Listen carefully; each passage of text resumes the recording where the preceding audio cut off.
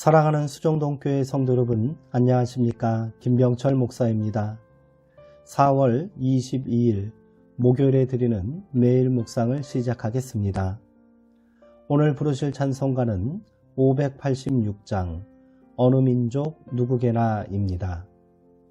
찬송은 형편에 따라 영상을 잠시 멈추시고 개인적으로 부르시기 바랍니다. 하나님의 말씀은 여호수아 24장 14절에서 18절까지 말씀입니다. 구약성경 357쪽에 있습니다.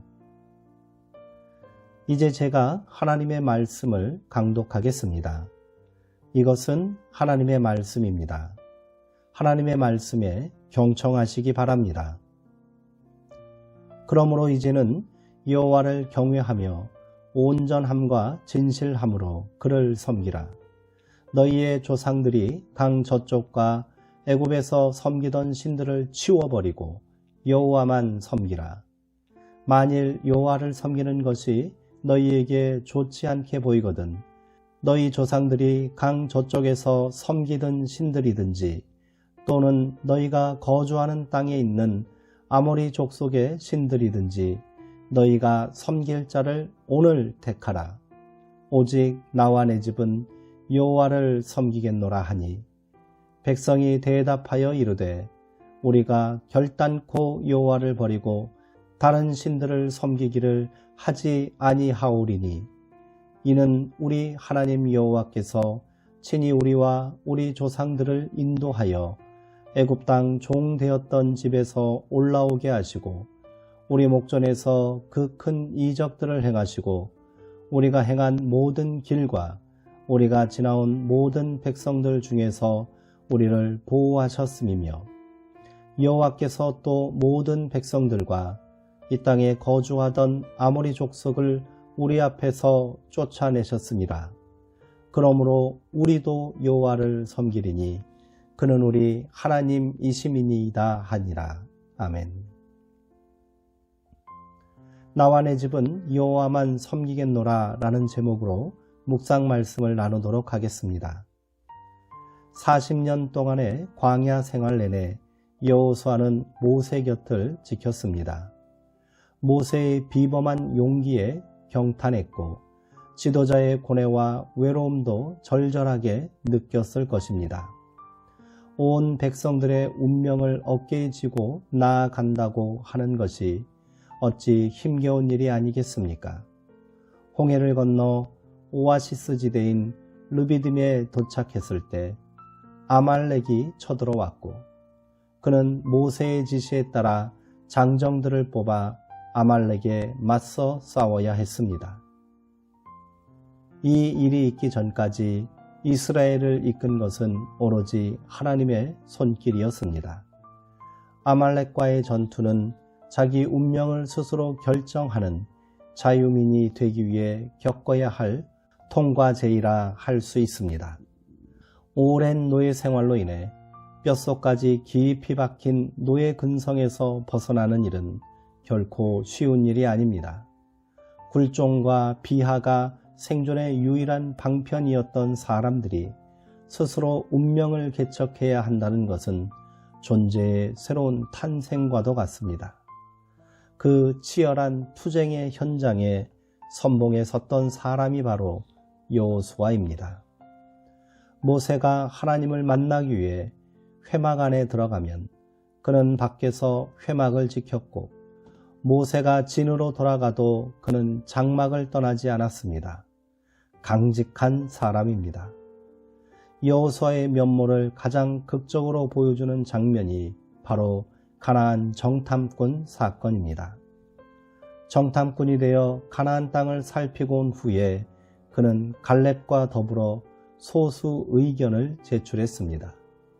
다른 정탐꾼들이 가나안 백성들의 위용을 보고 겁에 질려 그들은 모두 네피림의 후손 같은 거인들이며 그 앞에 우리는 마치 메뚜기 같았다고 자조하며 그들과 전쟁을 벌이는 것은 무모한 일이라고 손사리를 칠 때 여호수아는 갈렙과 함께 여호와께서 우리를 기뻐하시면 우리에게 그 땅을 주실 것입니다.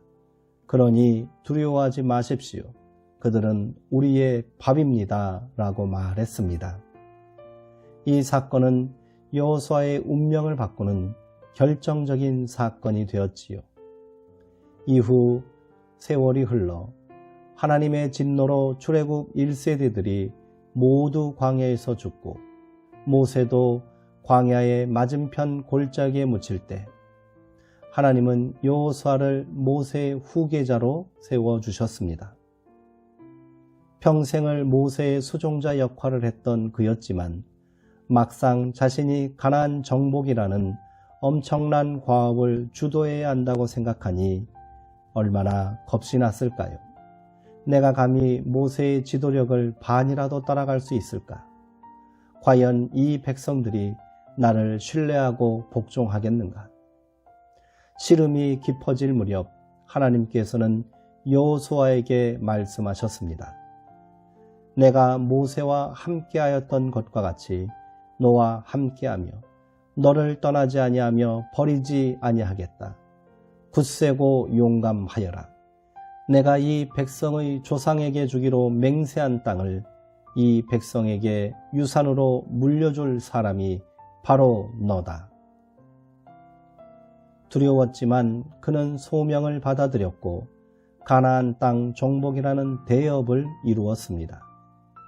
정복 전쟁만큼이나 힘들었을 땅 분배까지 다 마친 후 그는 마침내 하나님께로 돌아갈 때가 이르렀음을 알고 백성들에게 고별사를 남깁니다.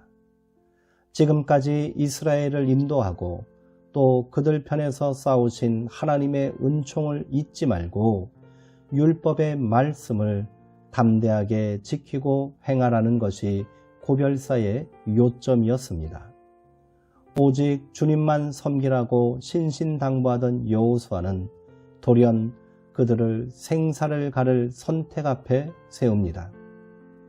만일 여호와를 섬기는 것이 너희에게 좋지 않게 보이거든 너희 조상들이 강 저쪽에서 섬기던 신들이든지 또는 너희가 거주하는 땅에 있는 아모리 족속의 신들이든지 너희가 섬길 자를 오늘 택하라.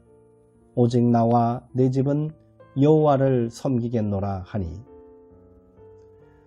두길 마보기라는 우리말이 있습니다. 두 군대의 마음을 품고 제게 유리한 쪽을 쫓으려고 살피는 짓을 말합니다. 신앙은 두길 마보기가 아니라 주체적 결단입니다. 이것도 저것도가 아니라 이것이냐 저것이냐의 문제라는 말입니다. 하나를 선택한다는 것은 다른 선택 가능성을 내려놓고 포기한다는 말입니다. 훗날 엘리야도 백성들에게 이런 결단을 요구한 바 있습니다. 너희가 어느 때까지 둘 사이에서 머뭇머뭇하려느냐? 여호와가 만일 하나님이면 그를 따르고 바알이 만일 하나님이면 그를 따를지니라. 예수님은 더 실제적인 선택을 요구하셨습니다. 한 사람이 두 주인을 섬기지 못할 것이니 너희가 하나님과 재물을 겸하여 섬기지 못하느니라.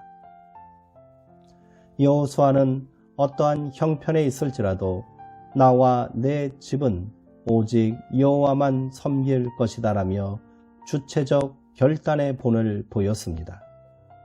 믿음은 간결하고 분명해야 합니다. 구원과 생명의 문제에 두 가지 길이 있을 수 없습니다.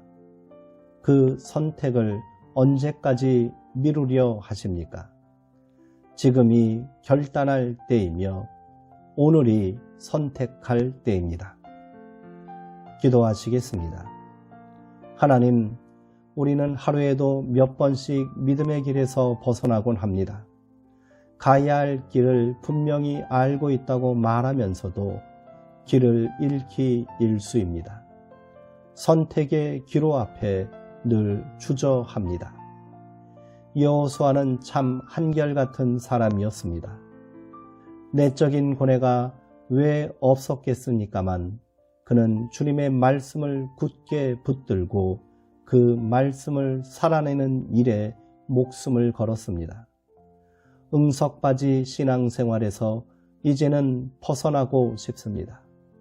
우리도 주님의 뜻을 수행하는 전사가 되게 하옵소서. 우리 속에 확신과 결단의 신앙을 허락하여 주옵소서. 예수님의 이름으로 기도하옵나이다. 아멘. 이상으로 오늘 묵상을 모두 마치겠습니다. 사랑하고 사모하는 성도님들, 오늘도 주의 은총 가운데 평안하시고요. 말씀 안에서 강건한 길을 걸어가시기 바랍니다.